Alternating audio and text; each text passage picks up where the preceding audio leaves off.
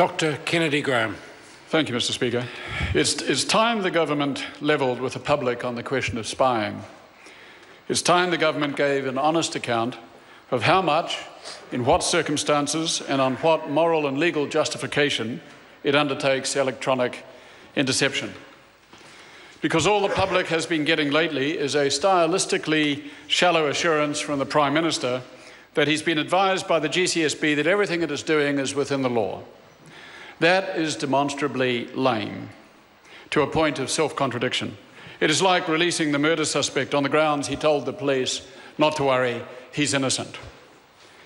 On something as important as the nexus between civil liberties and state power, we deserve something better than this.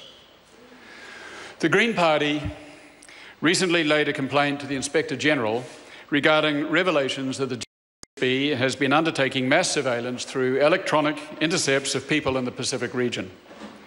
There are two target categories. The first is foreign governments. The second is New Zealand citizens. Spying on Pacific neighbours is offensive. Spying on New Zealanders is essentially illegal. The Prime Minister characteristically passed the issue, acknowledging mass collection of data but denying mass surveillance.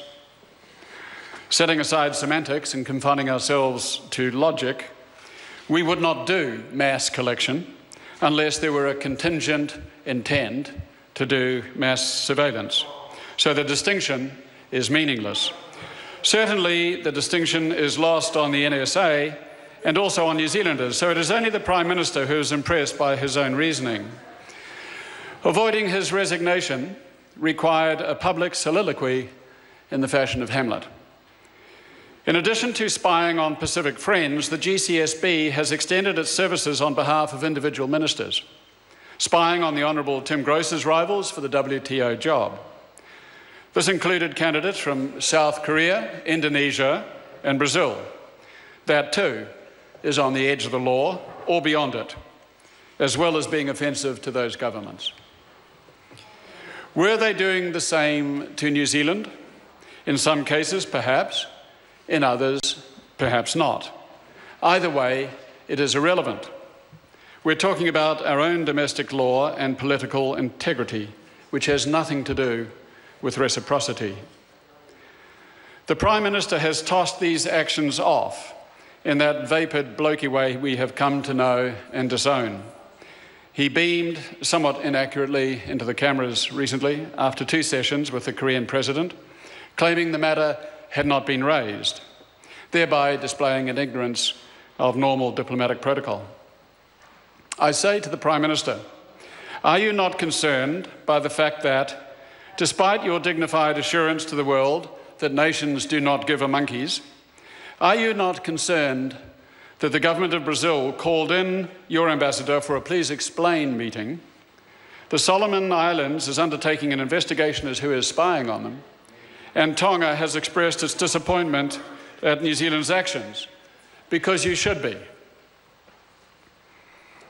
Moving from the purely offensive to the potentially illegal, does the Prime Minister stand by his statement earlier this month that, quote, the law forbids us, other than in very minor circumstances, from gathering information on New Zealanders?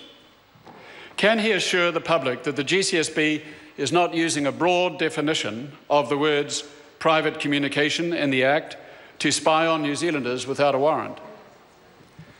If the statutory responsibility is on the parties themselves to display a reasonable expectation that their communication will not be open to an interception, will it be sufficient if, in every phone call and email from Kiwi holidaymakers in Rarotonga, they preface their communication with the words, I do not expect that our communication is or should be intercepted?